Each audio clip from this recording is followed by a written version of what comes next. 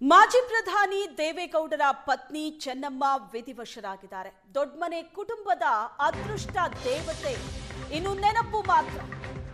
ಮಾಜಿ ಪ್ರಧಾನಿ ದೇವೇಗೌಡರ ಪತ್ನಿ ಚೆನ್ನಮ್ಮ ವಿಧಿವಶರಾಗಿದ್ದಾರೆ.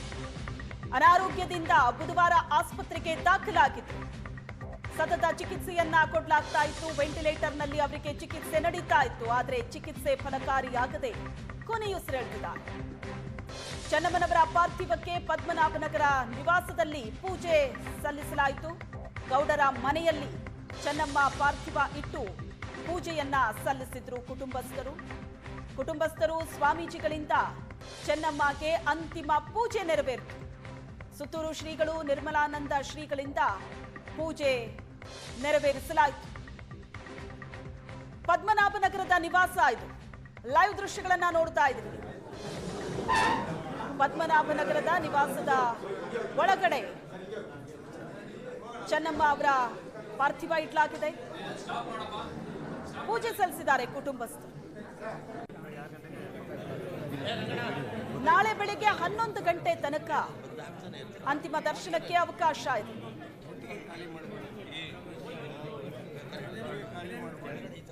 ಚೆನ್ನಮ್ಮ ಅವರ ನಿಧನದ ಸುದ್ದಿ ಕೇಳಿ ಬಹಳಷ್ಟು ಮಂದಿ ಮಣಿಪಾಲ್ ಆಸ್ಪತ್ರೆಗೆ ಬಂದು ಹೋದ್ರು. ಈಗ ಪಾರ್ಥಿವ ನಿವಾಸಕ್ಕೆ ತರಲಾಗಿದೆ. ಚೆನ್ನಮ್ಮ ಅವರ ಪಾರ್ಥಿವದ ಮುಂದೆ ದೇವೇಗೌಡರು ಕೂತಿದ್ದಾರೆ, ಕಣ್ಣೀರು ಹಾಕ್ತಿದ್ದಾರೆ. ರಾಜಕೀಯ ನಾಯಕರು ಕಂಬನಿ ಮಿಡಿದಿದ್ದಾರೆ. ದೇವೇಗೌಡರ ನಿವಾಸಕ್ಕೆ ಮಾಜಿ ಸಿಎಂ ಸಿದ್ದರಾಮಯ್ಯನವರು ಬಂದ್ರು. ದೇವೇಗೌಡರ ಹೆಗಲು ತಟ್ಟಿ ಸಂತೈಸಿದ್ರು ಮಾಜಿ ಸಿಎಂ.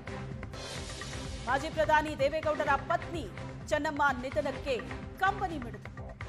ಪದ್ಮನಾಭನಗರದ ಮನೆಯಲ್ಲಿ ಅಂತಿಮ ದರ್ಶನವನ್ನ ಪಡೆದರು ಸಿದ್ದರಾಮಯ್ಯನವರು.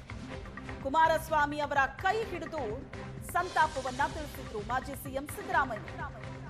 ದೃಶ್ಯದಲ್ಲಿ ನೋಡ್ತಾ ಇದ್ದೀರಿ ನೀವು.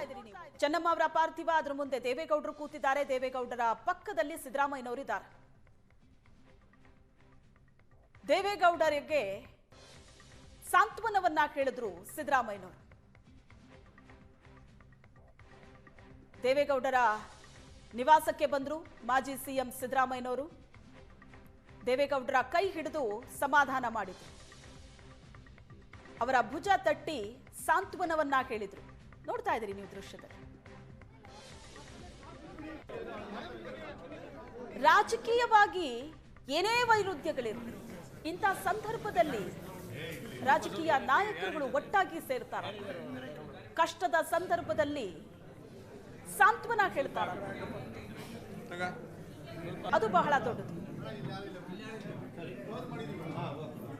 ಆರೋಪ ಪ್ರತ್ಯಾರೋಪ, ಮಾತಿಗೆ ಮಾತು ದಿನ ಬೆಳಗಾದ್ರೆ ರಾಜಕಾರಣದಲ್ಲಿ ಇದ್ದಿತ್ತು. ಆದ್ರೆ ಇಂಥ ಪರಿಸ್ಥಿತಿಯಲ್ಲಿ ಬಂದ ನಿಂತು ಕುಮಾರಸ್ವಾಮಿ ಅವರನ್ನು ಕೂಡ ಸಂತೈಸಿದ್ರು. ಅವರ ಕೈ ಹಿಡಿದು ಸಮಾಧಾನ ಹೇಳಿದ್ರು. ದೇವೇಗೌಡರ ಪಕ್ಕದಲ್ಲೇ ಕೂತ್ಕೊಂಡು ಒಂದಷ್ಟು ಹೊತ್ತು ಅವ್ರಿಗೆ ಸಾಂತ್ವನ ಹೇಳಿದ್ರು. ಬೇರೆ ಬೇರೆ ರಾಜ್ಯಗಳಲ್ಲಿ ರಾಜಕಾರಣ ನಾವು ನೋಡ್ತೀವಿ. ಹೊಡಿಬಡಿ ರಾಜಕಾರಣ, ಅಕ್ಷರಶಃ ಹೊಡಿಬಡಿ ರಾಜಕಾರಣ ಇರುತ್ತೆ. ಒಬ್ರು ಅಧಿಕಾರಕ್ಕೆ ಬಂದ್ರೆ ಮತ್ತೊಬ್ಬರನ್ನ ಯಾವ ಯಾವ ರೀತಿ ಬಡಿಬೇಕು ಅನ್ನೋದು ಅವ್ರನ್ನ ನೋಡ್ಬೇಕೇನೋ ಗೊತ್ತಿಲ್ಲ. ಯಾಕಂದ್ರೆ ಅಕ್ಕಪಕ್ಕದ ರಾಜ್ಯಗಳಲ್ಲಿ ಅಂತಹ ರಾಜಕಾರಣ ನಾವು ನೋಡ್ತೀವಿ. ಆದ್ರೆ ಕರ್ನಾಟಕದ ರಾಜಕಾರಣ ಇವೆಲ್ಲದಕ್ಕಿಂತಲೂ ಸ್ವಲ್ಪ ಬೇರೆನೇ ಇದೆ. ದೇವೇಗೌಡರು ಪತ್ನಿಯನ್ನ ಕಳ್ಕೊಂಡು ದುಃಖದಲ್ಲಿದ್ದಾರೆ. ಪಕ್ಷಾತೀತವಾಗಿ ಸಿದ್ದರಾಮಯ್ಯನವರು ಅಂತಲ್ಲ, ಮತ್ತೊಬ್ರು ಅಂತಲ್ಲ, ಪಕ್ಷಾತೀತವಾಗಿ ಎಲ್ಲಾ ನಾಯಕರು ಕೂಡ ಬಂದು ಸಾಂತ್ವನ ಹೇಳಿದ್ದಾರೆ, ಮಾತಾಡಿದ್ದಾರೆ. ಆಸ್ಪತ್ರೆಯಲ್ಲಿದ್ದಾಗಲೇ ಅನೇಕರು ಬಂದು ಭೇಟಿ ಮಾಡಿದ್ದಾರೆ. ಅದರಲ್ಲೂ ದೇವೇಗೌಡರ ಕುಟುಂಬ ಅಂದ್ರೆ ಕರ್ನಾಟಕದ ರಾಜಕಾರಣದಲ್ಲಿ ಬಹಳ ದೊಡ್ಡ ಕುಟುಂಬ.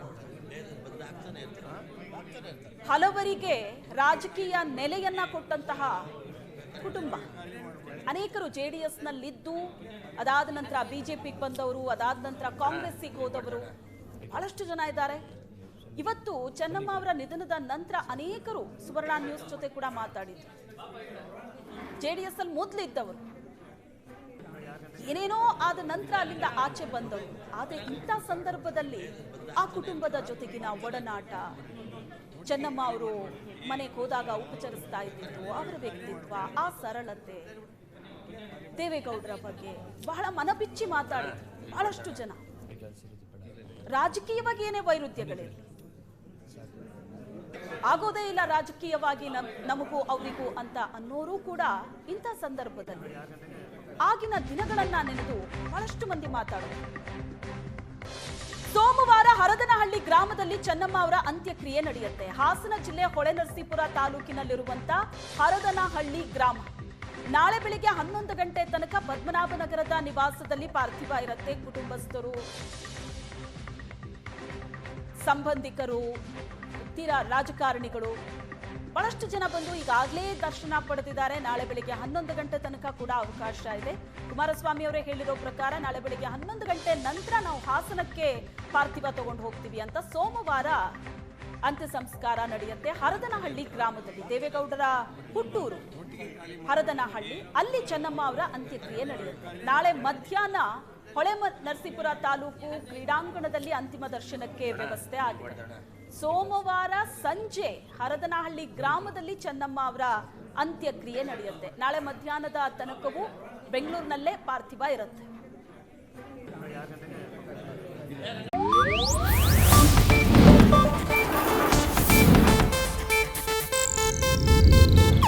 ಇದು ಏಷ್ಯಾನೆಟ್ ನ್ಯೂಸ್ ನೆಟ್ವರ್ಕ್ ಪ್ರಸ್ತುತಿ.